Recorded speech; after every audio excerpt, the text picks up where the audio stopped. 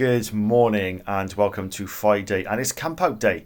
Hope you are all ready and got your tickets ready for all the activities and fun to be had later this afternoon. It's not too late to get your tickets. They're free.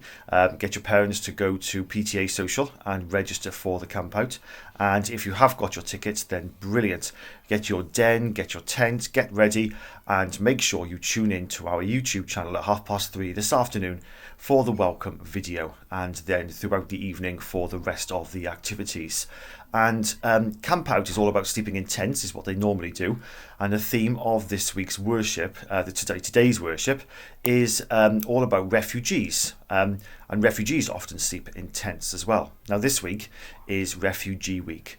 And a refugee is a person who has been forced to leave his or her country in order to escape war or persecution or natural disasters.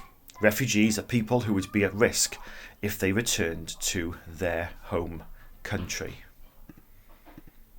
We are all really lucky to have homes to live in with our families where we can feel safe and have fun.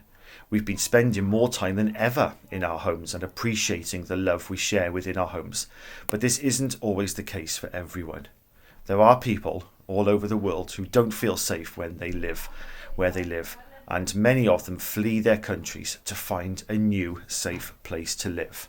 We're going to sing We Are One, one of the icing pop songs, and for this version we've put the Star version in, which we thought would be nice. You all know the words already, so make sure you sing along and enjoy watching this version.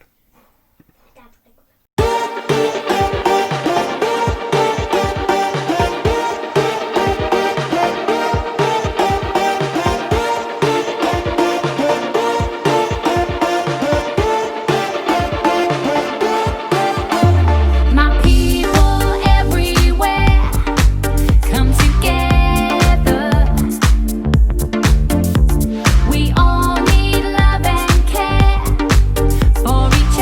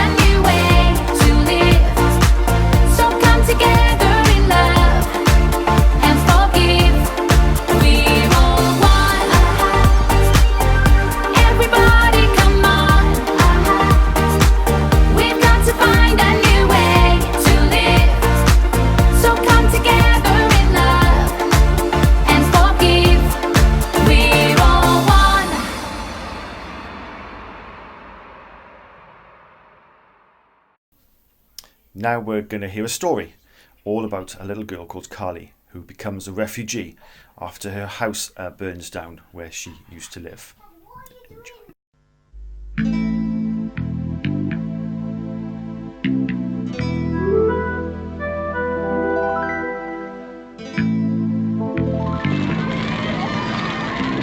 Carly ran away because fire fell from the sky and she was hungry. And no one cared about a child who was alone and terrified. Carly ran and didn't stop until she came to a quiet, peaceful village. Two people sat on a bench in warm sunlight before a house and talked a little and seemed contented. Carly was alone and hungry. She asked if she might live there in the village. And perhaps they also had a little piece of bread or something else she could eat. "Why, this is not right," said one of the villagers. "A child who wanders about and begs for food. Oh, someone must do something about this. She belongs in an orphanage." They called the police so that they might catch Carly. But Carly ran away.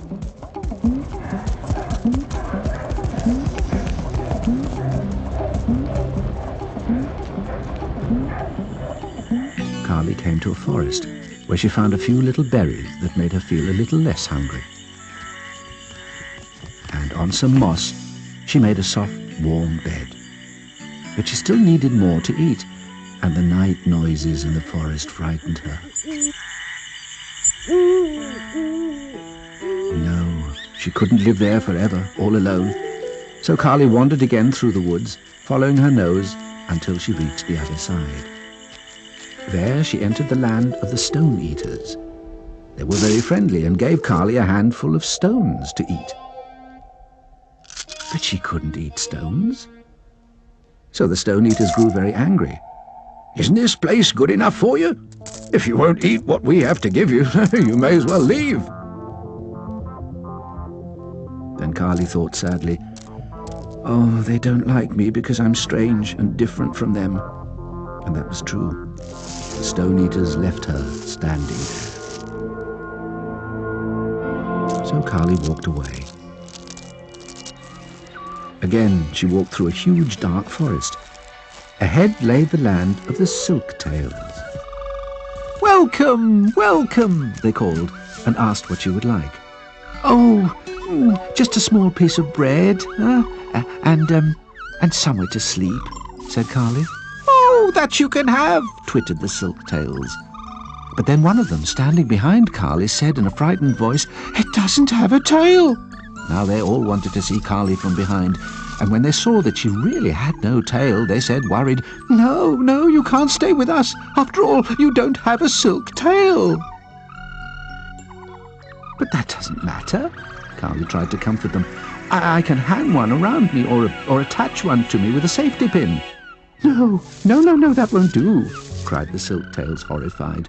"Only silk-tails are allowed to live in our country." Carly pleaded and begged, but she had to leave again, even though it was night-time, dark and cold.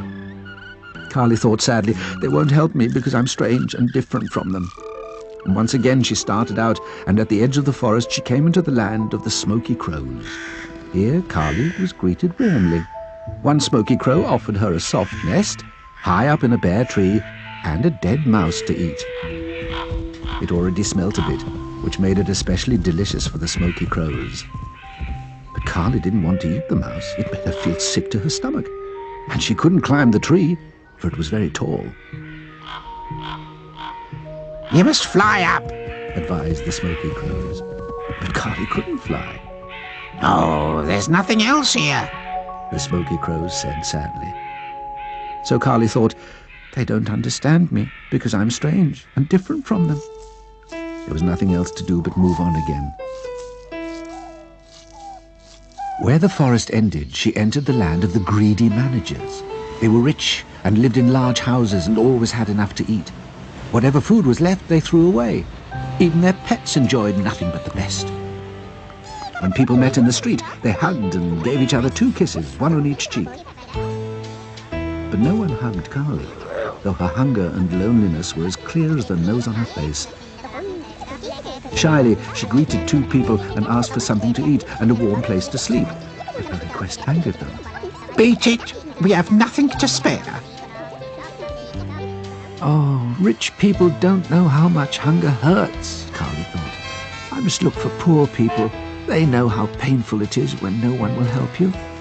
She walked to the edge of the city, behind the big factories and the garbage dump. There, poor people lived in small shacks. Go away! They shouted when they saw the strange child. We've no use for you here. When too many poor people live here, there isn't enough food or space to go around. You have to understand. So Carly understood that she could not stay there. But she didn't know where else to go. And to add to her troubles, it began to rain. Carly walked out of the city and across the fields. Suddenly, she saw a huge tree. In its branches, someone had built a house out of junk. A man sat at the window looking out and eating a big cheese sandwich. Hello! Come over here and take a bite of the cheese sandwich, he called. Oh, you look hungry and tired. Oh, rest here, where it's dry and warm.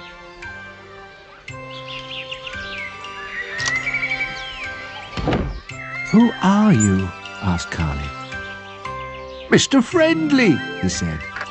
"Oh," said Carly. She'd never heard such a name. "Is that what people are called who are kind to others? I've been looking for you for a very long time. If you'd let me, I'd love to come and live here with you and your family." So Carly was invited to stay in their house as long as she wanted.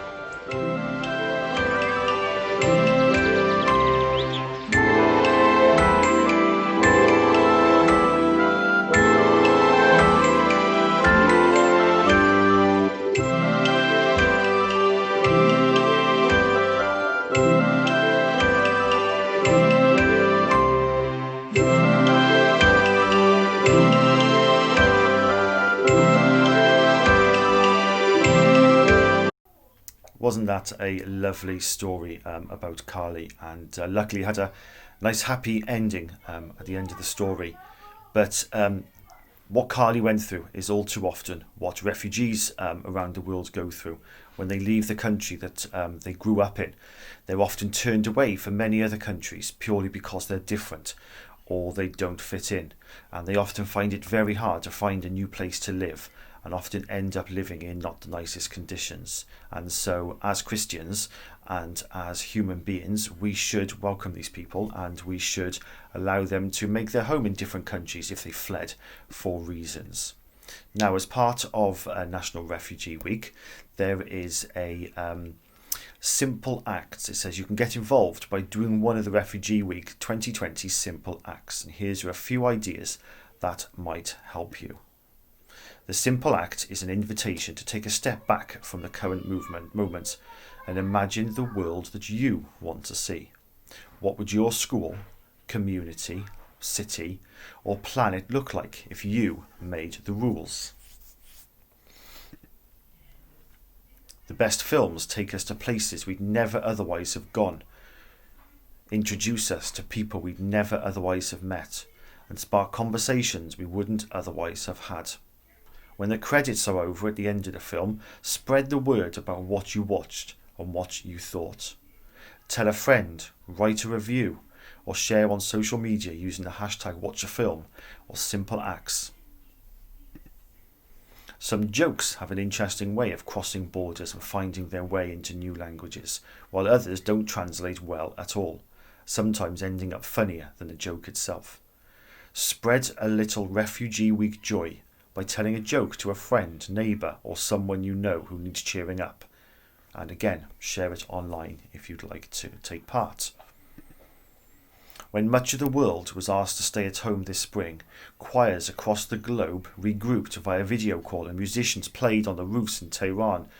Others turned the music up in the kitchen or sang louder in the shower. We needed to sing, and we as a school took part in things like that when doing our musical extravaganza. Music brings us together and connects us to our common humanity. It opens us up to the hardships and joys of others and helps us to imagine. How about you discover a new song? Listen to a new song this Refugee Week. A song that has crossed borders, or a song in another language, or a song about home, or a song about the future. So lots of ways that you can take part. And if you were to go online and type in Refugee Week 2020, these acts of kindness will come up, and they will give you lots of other ideas if you are wanting to take part and just do something little to help think about the refugees that we have. Okay, we're going to sing again, and this time we're going to sing As One from Out of the Ark.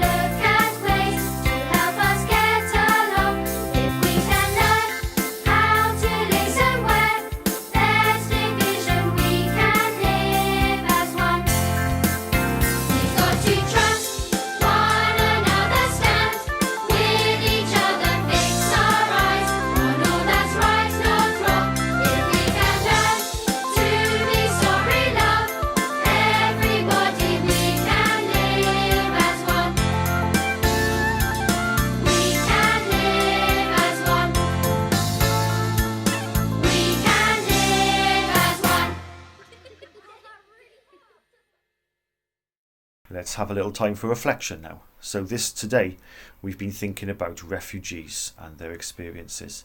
Some of these experiences involve trauma, suffering and loss.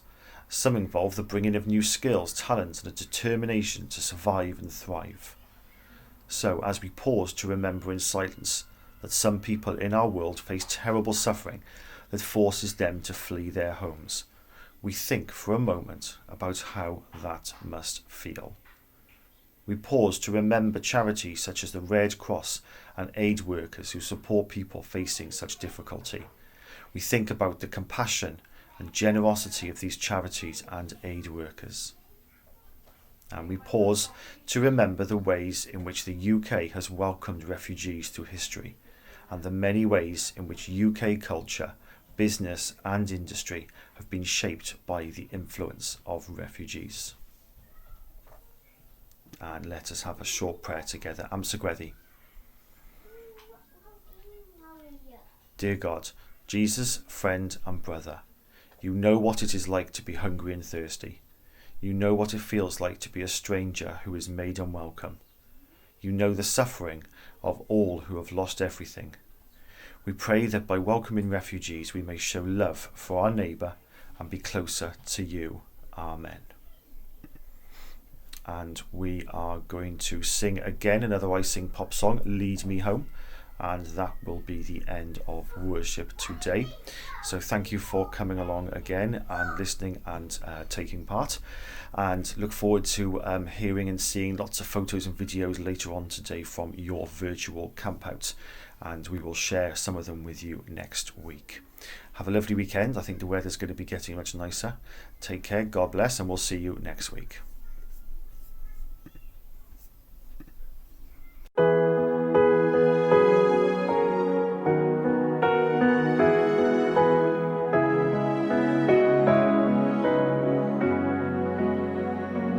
When my life is full of sorrow and I feel I can't go on, one thing I know, He will take me by the hand and He will lead me home tonight.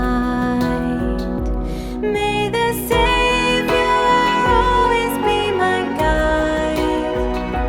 He will always be right by my side, and all my days I'll bring my praise, and He will lead me home tonight. When the clouds, they keep on coming, and the sun won't light the day, I look to Him. He's my shelter from the storm, and He will lead me home tonight. May the Savior always be my guide. He will always be right by my side, and all my days I'll bring my praise, and He will lead me home tonight. I'll keep on going, I'll keep on praising, knowing You all night. I'll keep on praying, I'll keep on saying, may Your glory shine. All my fear and all my sorrow